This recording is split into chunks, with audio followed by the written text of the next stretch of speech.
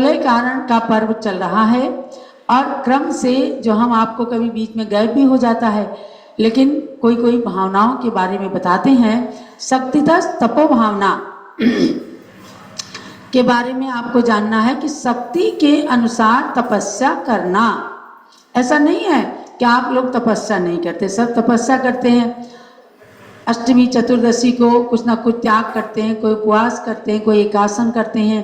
10 लक्षण अष्टानिका आदि पर्वों में भी तपस्या करने की, उपवास व्रत करने की परंपरा जैन समाज में है।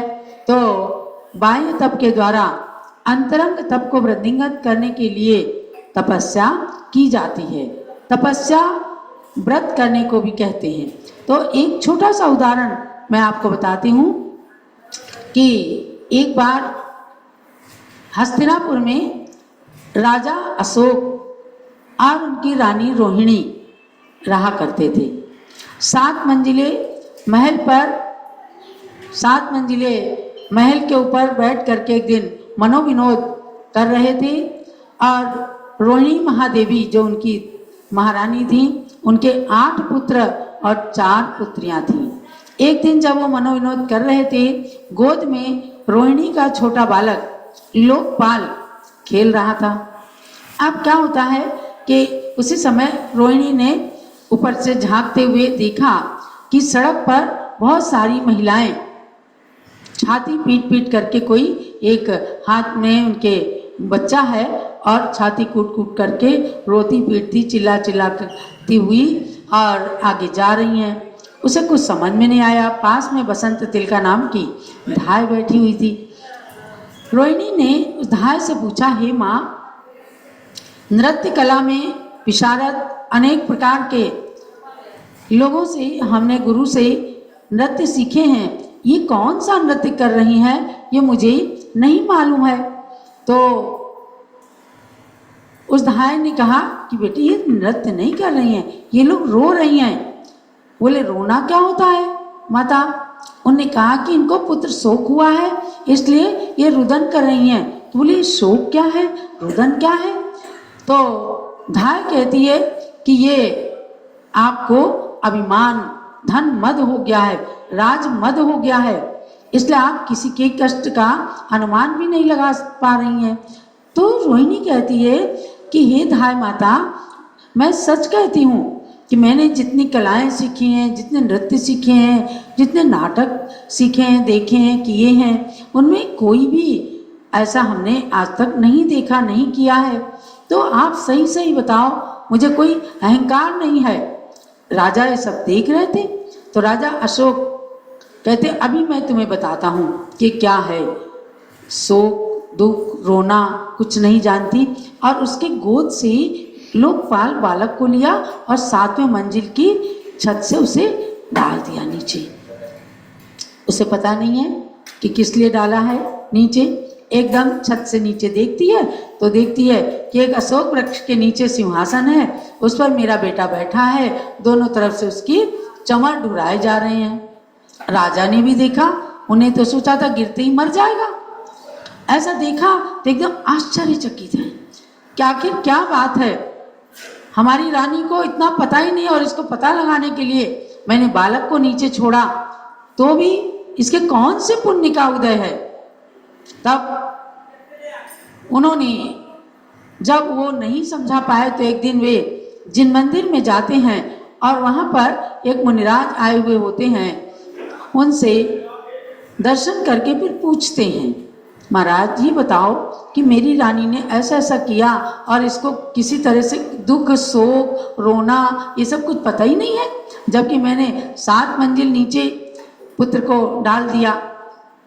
मुनिराज ने, कथा थोड़ी लंबी चौड़ी है, उसके पूर्व भावों को सुनाया कि ये आपकी रानी जो है पूर्व जन्म में बहुत पापिनी थी, लेकिन अपने पाप को शांत करने के लिए इसने मुनिराज से जब पूछा तो उन्होंने उस व्रत को बताया, रोहिणी नाम के व्रत को, और उन्होंने कहा कि 5 साल तक इस व्रत को जब किया जाता है उपवास से, एकासन से या मध्यम रूप से पानी वगैरह ले करके, दूध पानी ले करके, फलाहार से, तो इस व्रत को खूब अच्छी तरह से करने से ऐसा फल मिलता है। तब इसने उस व्रत को किया और उस व्रत के प्रभाव से आज ये आपकी रानी रोहिणी हुई है, जिसे ये भी नहीं पता है रोना किसे कहते हैं, शोक किसे कहते हैं, दुख किसे कहते हैं, वियोग किसे कहते हैं। तो राजा ने कहा कि भगवान, मैंने कौन सा पुण्य किया था कि मुझे ऐसी रानी मिली, और इस पुत्र ने कौन सा पुण्य किया था, नहीं तो ये तो मरता, ये तो गिरता और मुझे तो पता लगता। तो महाराज ने समझाया कि राजन, आपने भी पूर्व जन्म में रोहिणी का व्रत किया था और इस बालक ने भी पूर्व जन्म के अंदर रोहिणी नाम का व्रत किया था। तो आप तीनों के तीनों ऐसे ही एक जगह आकर के एकत्रित हो गए हैं। आपकी महान पुण्य के प्रभाव से आपको रोना और ये दुख शोक नहीं पता लग रहे हैं। आप राजमहलों में रहते हैं और इसी प्रकार से आगे पुण्य को करते रहना, ताकि आगे भी ऐसे सुख को प्राप्त कर लो कि जिसके बाद कभी भी दुख आए ही ना। ऐसा सुख कौन सा होता है? मोक्ष। क्योंकि मोक्ष में जाने के बाद फिर संसार में कोई प्राणी वापिस आता नहीं और उसे दुख होता नहीं। ऐसे सुख को प्राप्त कराने वाली ये कथाएं हैं, और कथाओं से ज़्यादा व्रत कि उत्तम।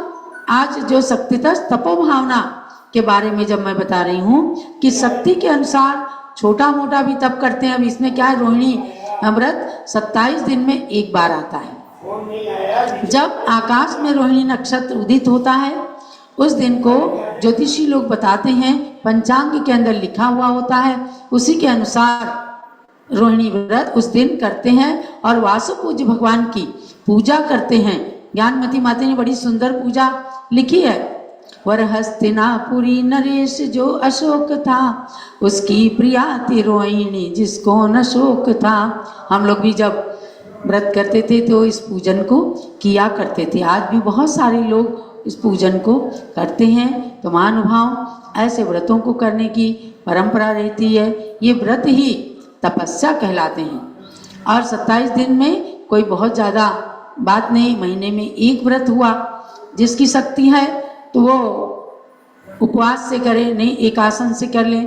और आपको अयोध्या से इस व्रत की पूजा, पुस्तक, सब चीज़ें प्राप्त हो सकती हैं। ऐसे व्रतों को करके 16 कारण पर्व के एक एक भावनाओं को अपने जीवन में सार्थक किया जाता है। तपस्या की प्रतिमूर्ति जो हमारे सामने संत जन विराजमान होते हैं, उनके लिए भी कहा जाता है, आप किसी कार्य के लिए कहीं जा रहे हैं, सामने अगर दिगंबर संत दिख जाएं तो समझो कार्य की सिद्धि निश्चित है, कार्य हो जाता है। कन्या है, घोड़ा है, सरसों लेकर के कोई बिखेर दे, मंगल कलश लेके खड़े हो जाएं, तो ये सब अपने कार्य में सिद्धि कराते हैं। उन्हीं के अंदर व्रत और तपधारी तपस्वियों की बात आती है कि इन तपस्वियों को देख लो तो समझो अपने सारे कार्य सिद्ध हो जाते हैं। और पंचम काल के अंदर भी आज हमारे बीच में तपस्वी जन विराजमान रहते हैं। ये हमें अपना बड़ा भारी पुण्य समझना चाहिए। तो ऐसे हमने आपको आज शक्तितः तपोभावना का स्वरूप बताकर रोहिणी व्रत की बात बताई है। जो लोग भी आज भी रोहिणी व्रत करते हैं उनको खूब पुण्य की प्राप्ति होती है। और रोहिणी व्रत आप भी कर सकते हैं, जिनको करना हो तो वो पूरी जानकारी कर सकते हैं। ऐसे व्रतों को, तपों को करके जीवन में 16 कारण भावना के बल से आगामी भवों में तीर्थंकर पद को प्राप्त किया जा सकता है। जब लोग 16 कारण पर्व की शक्तितः तपो भावना की और ऐसे तपस्वियों के श्री चरणों में हम बैठे हैं, सबके लिए अर्घ्य चढ़ाएंगे। और उसके बाद में हमने बताया है कि शिलान्यास का चूंकि कार्यक्रम